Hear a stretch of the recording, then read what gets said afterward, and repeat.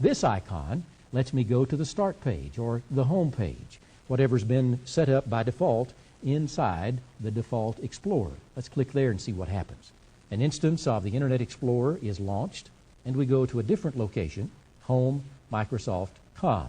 This is the default home page, a good jumping off spot, somewhere you can begin your World Wide Web explorations. Now notice a couple of things. This is not really a presentation about Internet Explorer, but I want you to be able to at least use this enough to go where you want to go.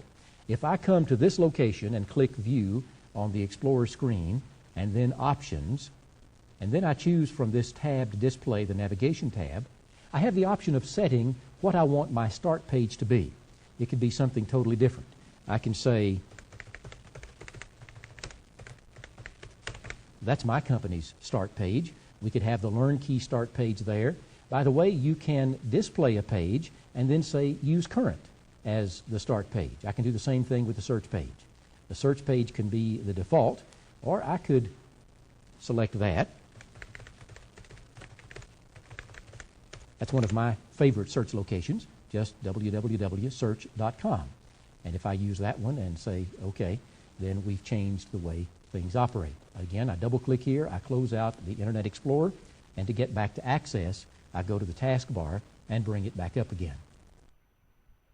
This web toolbar is not everything you might want to do with the World Wide Web, but it's a good start.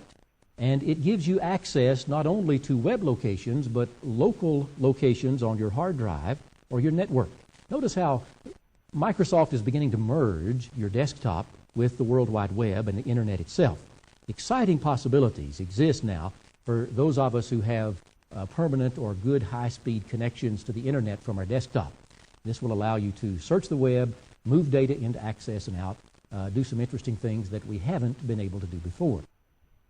There are some other features here you might be interested in as well. Let's look at those.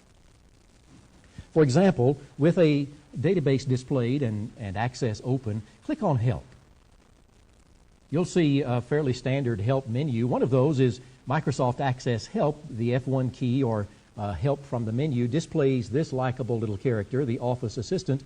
He's here to help you through all of the Office products. You can type a question here to search for information.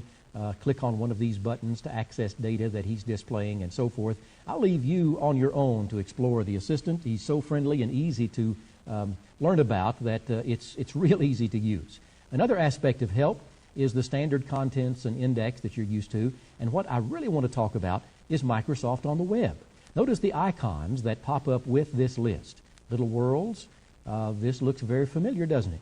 Free stuff, product news. What if we click product news from the Help menu? Notice what happens. Internet Explorer is launched, and we see a page for Access.